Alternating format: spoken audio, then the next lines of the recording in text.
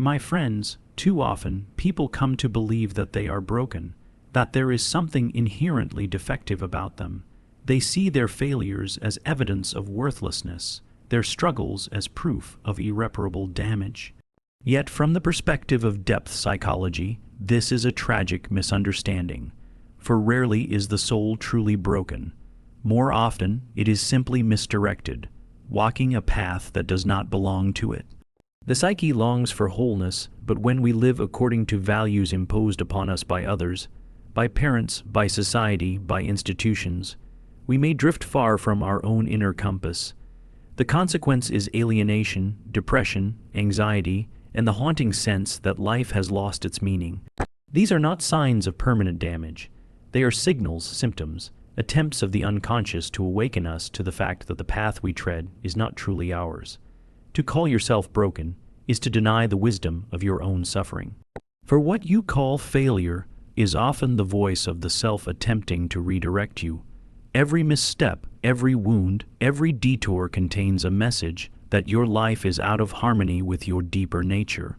The cure is not to despise yourself, but to listen, to turn inward, and to discover the road that belongs uniquely to you. Life is not meant to be a straight line. Jung reminded us that each person carries within them an individual destiny, a pattern waiting to unfold, which he called the process of individuation. This unfolding does not follow society's map, nor another person's dream. It follows your own symbolic language, your own inner truth. To stray from it is to suffer, to return to it is to heal. So I say, you are not broken. You are on a pilgrimage, and perhaps you have wandered into a forest not your own. Do not despair, for the very darkness you feel is proof of the light that seeks to guide you back. It is not too late to change course. To believe that you are broken is one of the most dangerous illusions the human psyche can fall into. When a person says, "I am broken," they are not only describing their pain, they are condemning their very being as flawed beyond repair. Yet what we call brokenness is often something entirely different. It is a signal, a symptom, a message from the unconscious that the way we are living is out of harmony with who we truly are. The psyche is not fragile glass that shatters under pressure. It is more like a compass, capable of losing direction when led astray, but always oriented toward true north if we learn to listen. This sense of brokenness often arises when life fails to match the expectations imposed upon us by society, family, or culture.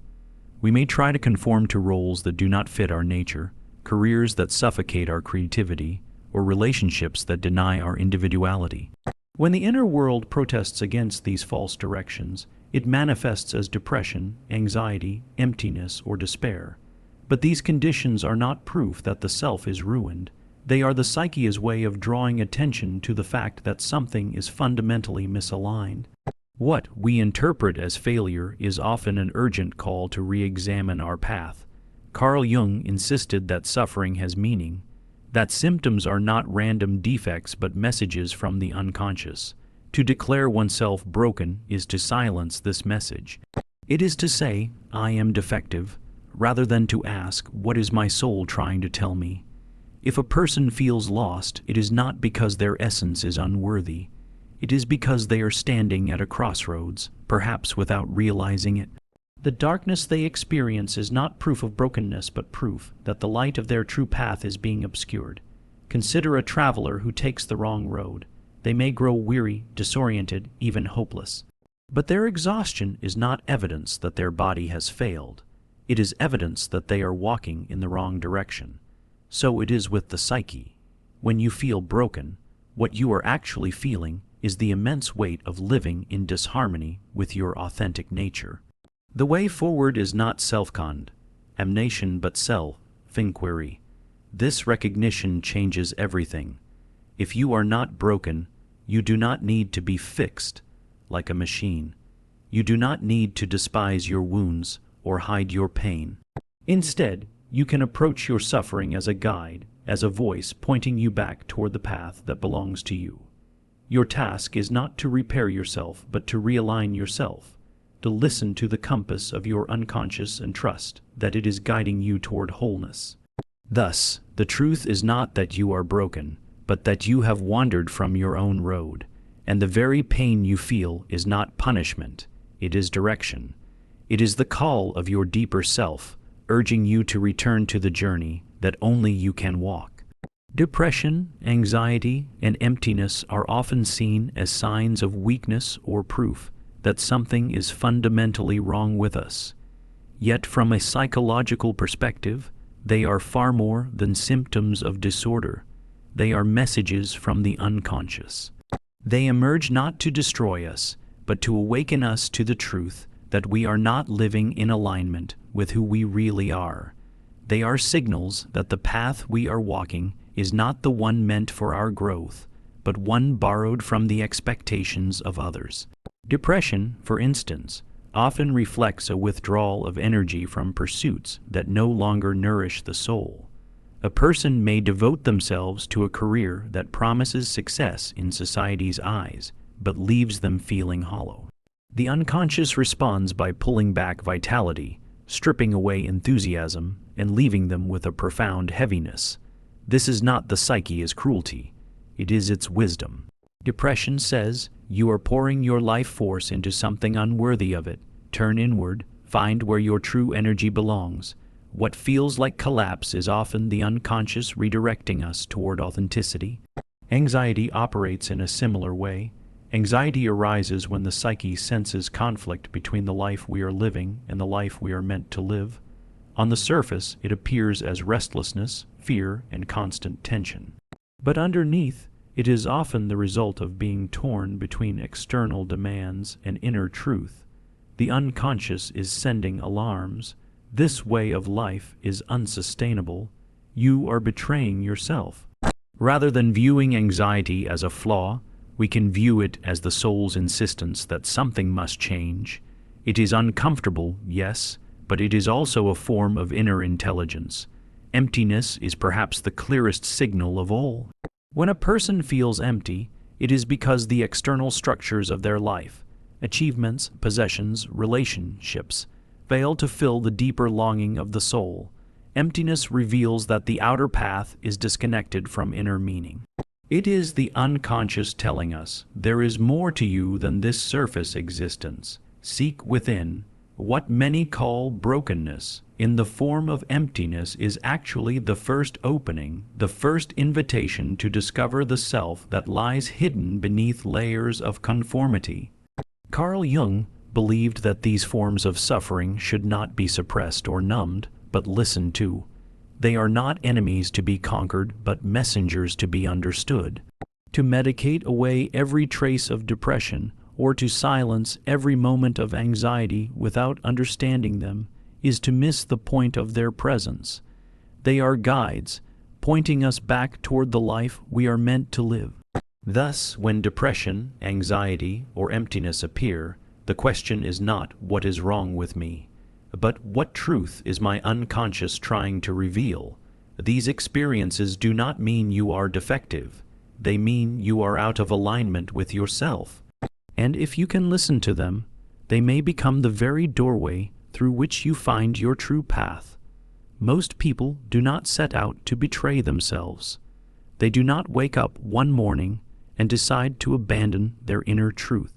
Instead, they inherit a path already paved for them, by family, by culture, by society. From childhood, we are taught what success should look like, which roles are respectable, which desires are acceptable, and which dreams are too unrealistic to pursue. Slowly, almost unconsciously, many begin to confuse these inherited values with their own.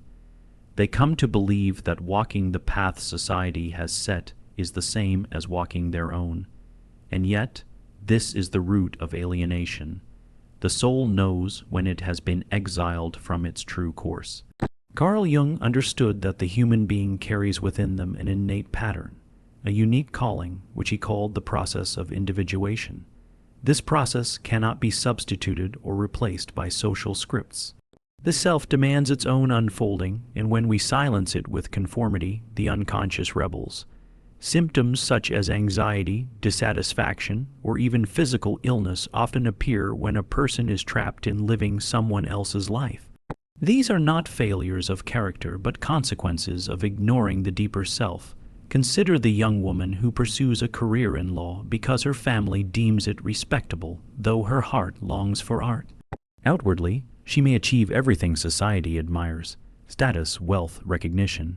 But inwardly, she feels hollow, restless, cut off from vitality. She may think she is broken or ungrateful, but in truth, she has been seduced by an external path. Or consider the man who hides his sensitivity because culture demands strength and stoicism. He may build a successful life, but at the cost of repressing half of his own nature. His alienation is not proof of defect. It is proof that he is living outside of himself. The tragedy of mistaking society's path for our own is that it leads to a life that feels simultaneously full and empty, full of obligations, achievements, and appearances, yet empty of meaning.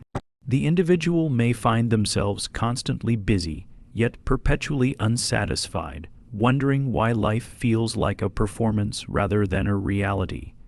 The unconscious does not tolerate this deception forever. It will find a way to remind the individual that they are not living authentically through crises, breakdowns, or moments of profound discontent. To realize this is to awaken to a liberating truth: you are not broken.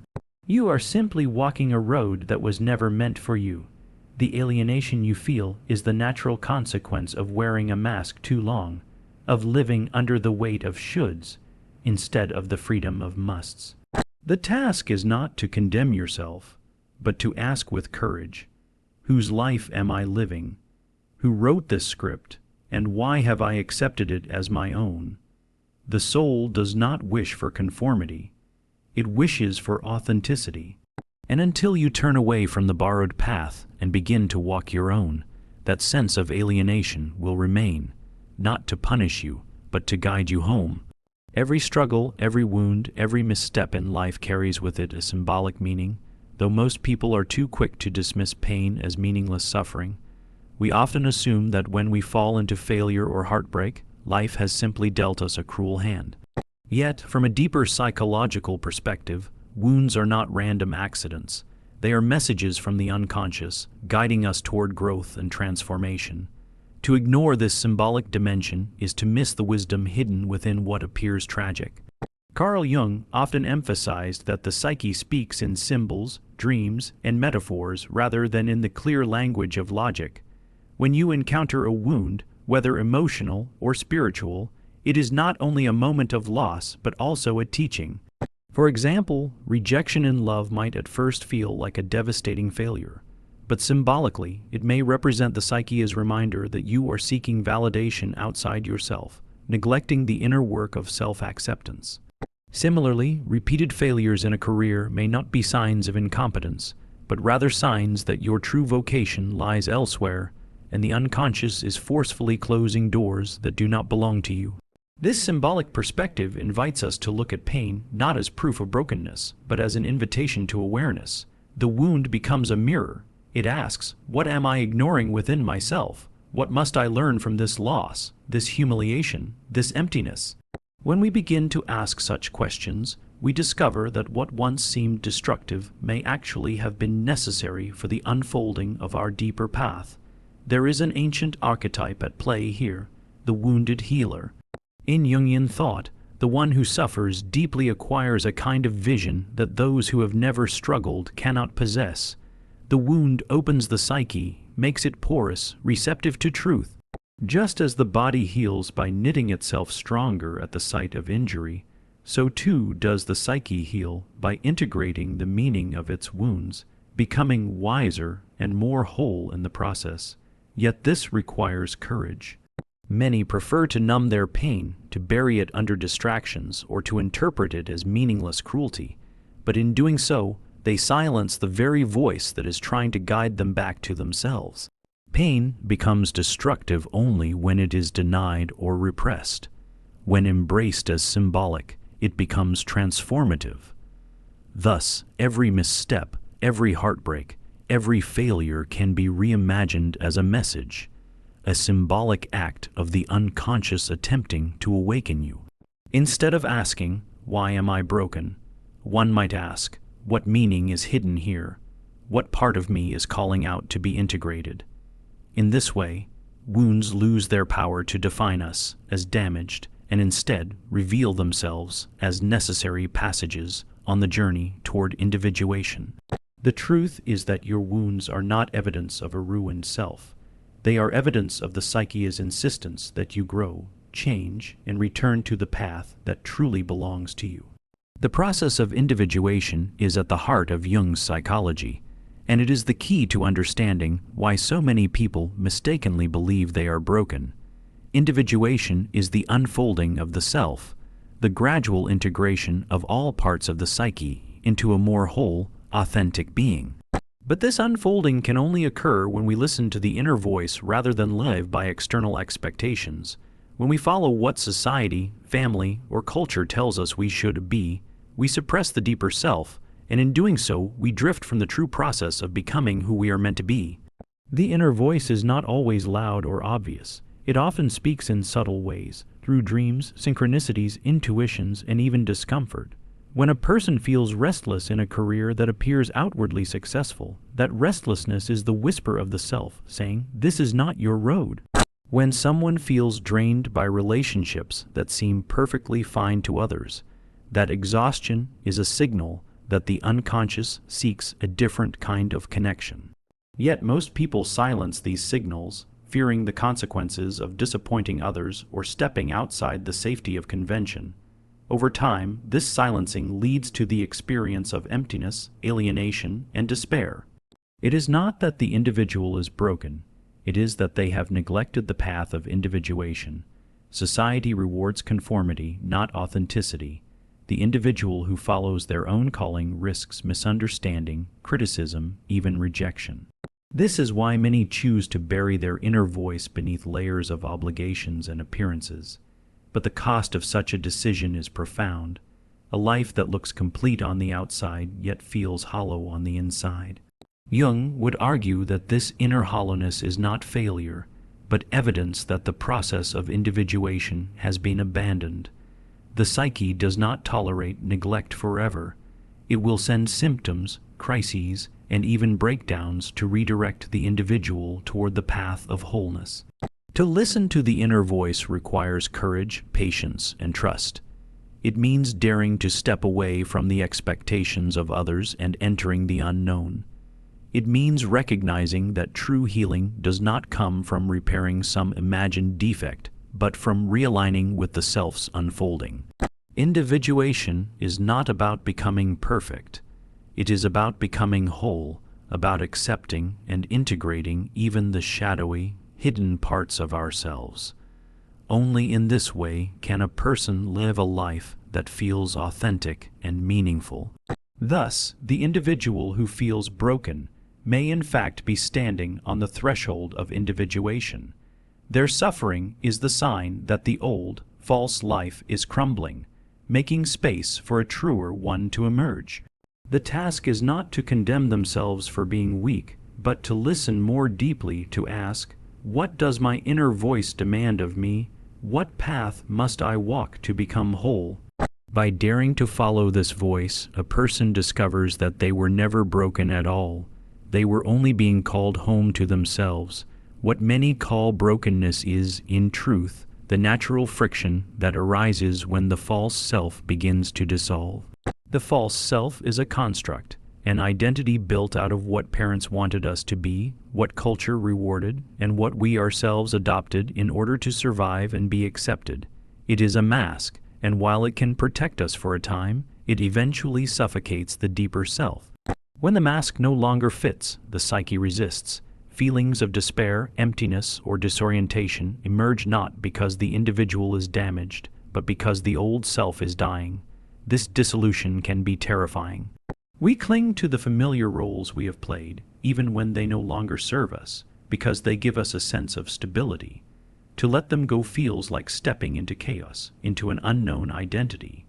Yet Jung reminds us that this confrontation with the false self is essential for growth.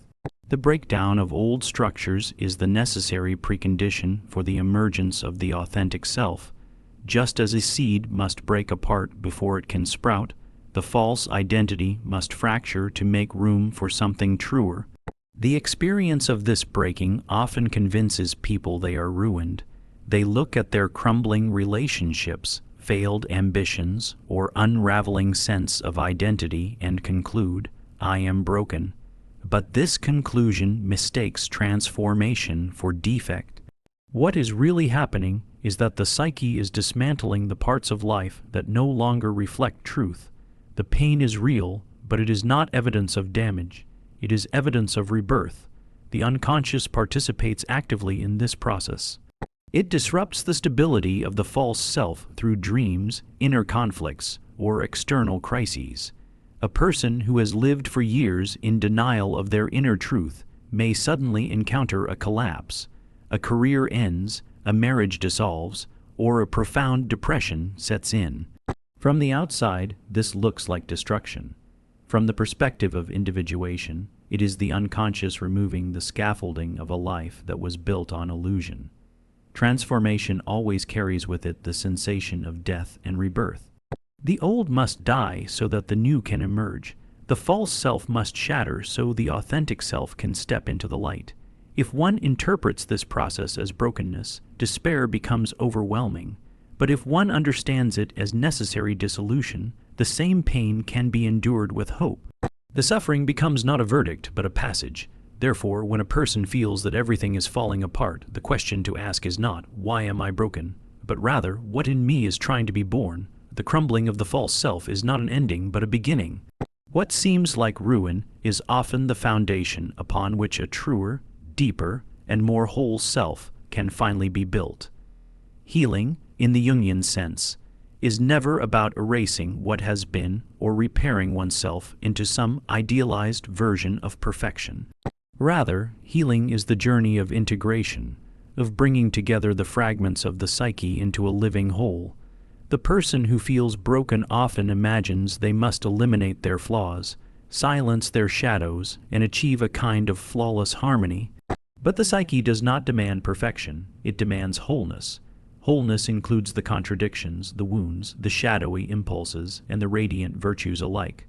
Carl Jung taught that the psyche longs for balance, not purity. What we call brokenness often arises from the refusal to accept parts of ourselves that we have disowned. A person who represses anger, for example, may become meek and compliant, yet inwardly tormented by unacknowledged rage. Another who denies vulnerability may project strength, but secretly feel hollow and brittle. The path to healing is not to deny these aspects further, but to acknowledge them, to hold them as part of one's total being. Integration transforms them into sources of strength and wisdom. This is why Jung spoke of the shadow, the parts of ourselves we reject or fear. Many believe that to be whole means to banish the shadow, but in truth, it means to reconcile with it. To bring shadow into awareness is to reclaim energy that has long been trapped in repression. Healing occurs when we stop fighting against ourselves and instead learn to integrate what we are, light and dark, conscious and unconscious.